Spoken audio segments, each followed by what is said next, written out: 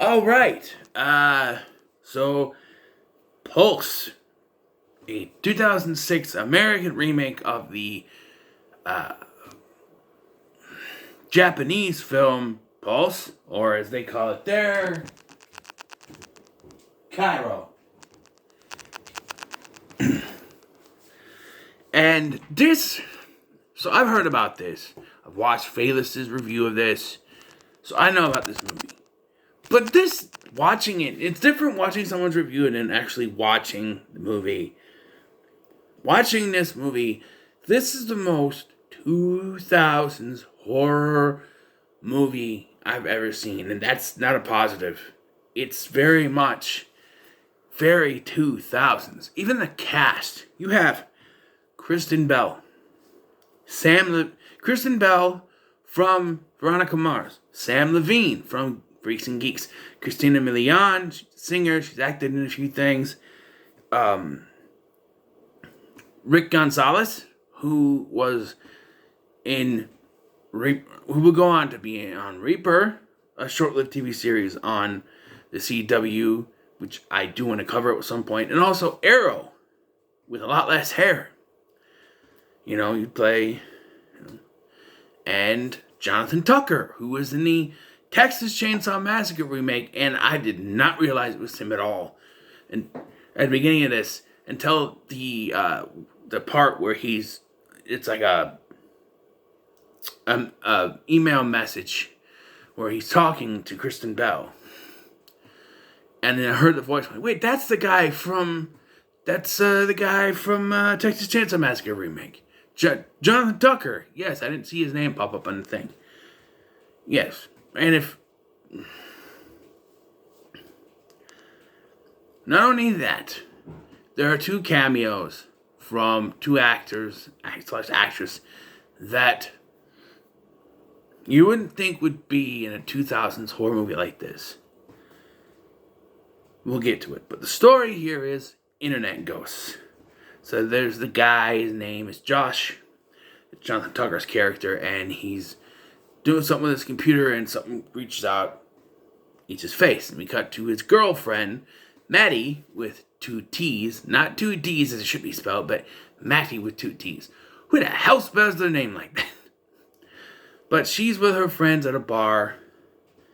You got Christina Milian, Sam Levine, Rick Gonzalez. They're all sitting there. And I forgot Rick Gonzalez had that kind of long hair ponytail thing he did. He played Ben on Reaper, which I'm looking forward to revisiting because I like that show. I only saw season 1, so, I vaguely remember how that one ended. But yeah, I just forgot that this is very 2000s. So they're at a bar. They're on the cheap-ass flip phones of early 2000s, 2006-ish. And they're looking at porn. Like the girls are looking at the dude. Did those kind of phones have that kind of internet back then? I don't remember that. Then again, I didn't have that kind of... Well, they did have internet, but I don't know you could do that on it. Maybe you could. Who knows? But, yeah. And, she can't, get a hold of Josh. She's going to go home. And Sam Levine, or Tim, is his character name. Oh, I'll walk you home. She goes, oh, that's fine. And she walks home by herself. And then, she does eventually end up going to Josh's apartment. This is like a couple scenes later, and she finds him there, and he's all kind of down, like he's lost the will to live, like he's got no soul. Wink, wink. And he's like, yeah, I'll be right back. And he walks in. She finds a cat that has not been fed in days. When she goes to tell Josh, she finds him hung.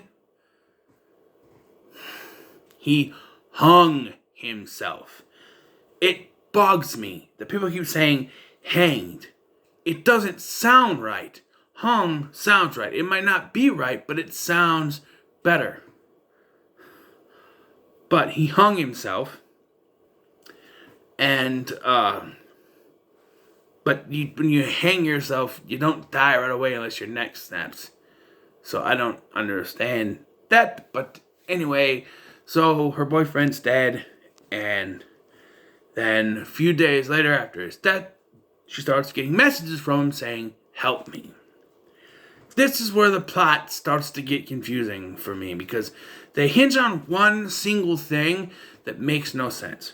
So they decide that, this email or instant message is coming from Josh's instant message account. But they decide it's coming straight from his computer. Oh, no, it turned out it's his computer. It's a virus sending messages. Nowadays, you have hackers going in and hacking your accounts to do that. But why they seem to think... So they tell Ben, what's his name? Gonzalez's his name. Stone. They tell Stone to go and turn off Josh's computer because it can only be coming from Josh's computer. So he gets in there by sneaking through a weird... like you had those classrooms in school where they have the door and they have a little window on the top. Apparently, Josh's apartment has one of those windows for easy break-in access. He goes in there, the computer's gone, but he still somehow gets his soul taken by an internet ghost, even though there's no internet around. And that's a plot point, is that the internet, these ghosts go through the internet and kill you. But the ghost gets him. There's no internet anywhere because the computer's not there. And I don't remember him looking at his phone, but he gets taken. And then they don't seem to worry about Stone, other than one dialogue going, "Oh, I haven't seen Stone in a while," something like that. So eventually, Tim, that's Sam Levine's character, he goes to check on Stone. And he finds rolled up duct tape. I think he actually goes to Josh's apartment. No, that's Stone does that. But he finds rolled up duct tape, and he starts just duct taping because they get a letter. It's a package from Josh before he died saying the red tape stops them, but they don't know why. Because they just decided that was going to be a thing and not give an actual reason for it. I haven't seen the sequels. Yes, there are sequels, so I don't know if they explain it later on or not. But they don't explain it in this one. So, Tim tapes up the windows and stuff in his apartment and then decides to untape his peephole, and he gets taken. Because he goes to Josh's apartment, he finds Josh, and Josh, goes through the wall and becomes black goop. So he decides, I'm going to touch it. He touches the black goop, and that makes it latch onto him. Meanwhile, Matty tracks down, goes to talk to the landlady, Josh's landlady, who's played by Octavia Spencer. And she says that she sold the computer to someone else because Josh hadn't been paying rent for months. So why was he still living there? I'm just saying. But, yeah. So she goes to find Dexter, which is Ian Somerhalder's character. Forgot to mention him. And this made me facepalm because this was so stupid. So he's working on his car engine while smoking at the same time. Oil is flammable. You cannot work on your car while smoking because you would light the oil and go poof.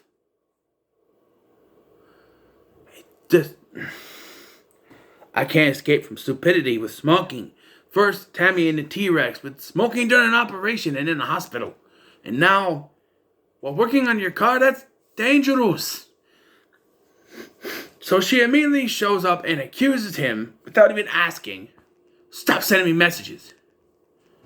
I know you have my boyfriend's computer. My dead boyfriend's computer. And you gotta stop sending me messages or I'm gonna call the cops. And he just goes to his trunk and say, hey, haven't even plugged it in yet. I like how she just assumes that it has to be from that computer. Let me tell you something, folks. You can, if you have your login information, you can go to any computer in the world, type of the stuff in, and boom, you're in. You don't have to have just one computer. Yes, they do establish that these internet ghosts were released from that computer, but that does not mean, it doesn't connect to this where the emails have to be sent from that computer. So, even though he tells them about these strange emails, he hooks up the computer and he is immediately connected to this webcam thing, even though he has no webcam. But, where there are people killing themselves on the webcam. And it says, you want to see a ghost? I don't know. And so then he eventually finds Maddie and shows her what was going on. She's like, turn it off, turn it off, turn it off. And then we cut to Christina Milian doing laundry, and she gets faced by the internet ghost. And all her friends are dead, so now it's down to these two. And now, all of a sudden, since it's climax time, we gotta just boom, boom, boom, boom, boom. Like, this chick jumps off a water tower, which is, I guess, is in the original then. Just stuff starts to happen. They're trying to drive, and they told by this random old couple that anything connected to the internet will summon the ghosts. Because they find out later that Josh was in contact with someone named Ziegler, who he hacked Ziegler and released the ghosts that were on hard drive, Ziegler's hard drive. He hacked in, he released the ghosts, and that's why these ghosts are facing people and taking their souls. And they have to be connected to the internet, even though there was no internet stuff on when Stone was taken. So that's a plot hole. But dang. Also, Tim was taken through the door, which is not connected to the internet.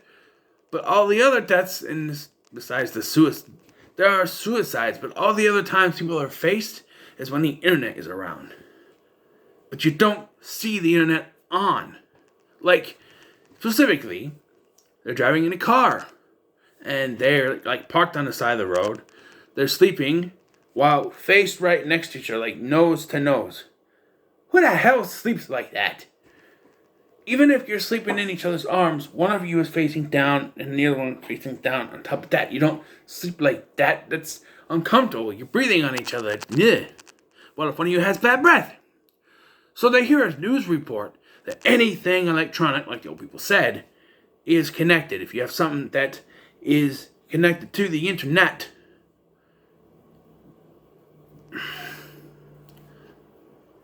then they will come after you. So, naturally, she opens her phone, and shit starts to happen. They start to drive, and I'm yelling, throw the phone out, throw the phone out, throw the phone out. Much like Phaelus, he has a point, throw the phone out of the fucking door. She doesn't. They'll eventually, they run into a dead zone. No service, which you could have just thrown the phone out, I guess. But they run out of service, and then she throws the phone out, and they drive off. And the movie ends there. And the invasion has started because the internet ghosts are going to take over the world. And who thought this was a good idea for a movie? I mean, honestly, I'm pretty sure it was probably handled better in the original Japanese version. From what I hear, the whole hacking in and getting a virus with ghosts on a computer wasn't a thing in the original. But it just seems kind of stupid. And why would you, after hearing on the radio that Dane's connected to the internet, will cause the ghost to come after you, which you then open your phone. Stupidest thing. I would have thrown it out right away. I'm like, no, I'm not dealing with it. But no, we gotta have a little quote unquote climax at the end. This movie was a bit disappointing. I thought it was gonna be better than it was actually. Half the time, like when I watch Fearless's reviews, like I'm like, okay, this is stupid, but yeah. And then there's time. So sometimes when I watch the movie, I kind of actually enjoy it. Like say, Cabin Fever. I enjoy that movie. As stupid as it is, I enjoy watching it. This, on the other hand, just didn't do it for me. No. And there's 2 sequels. 2 sequels. So we'll watch them. And I don't think they're any better, but I'm a completionist. So as for this, I'm going to give it a middle of the road. It's a middle of the road. It's, for me, it's just right there in the middle. It's not good, not bad, just in the middle. So many stupid choices, just in the middle about it, you know. I don't hate it. I don't love it. I don't like it. I think it's okay. You know. As someone who grew up watching 2000s horror movies, it is very familiar. And so I'm used to that kind of thing like White Noise, like The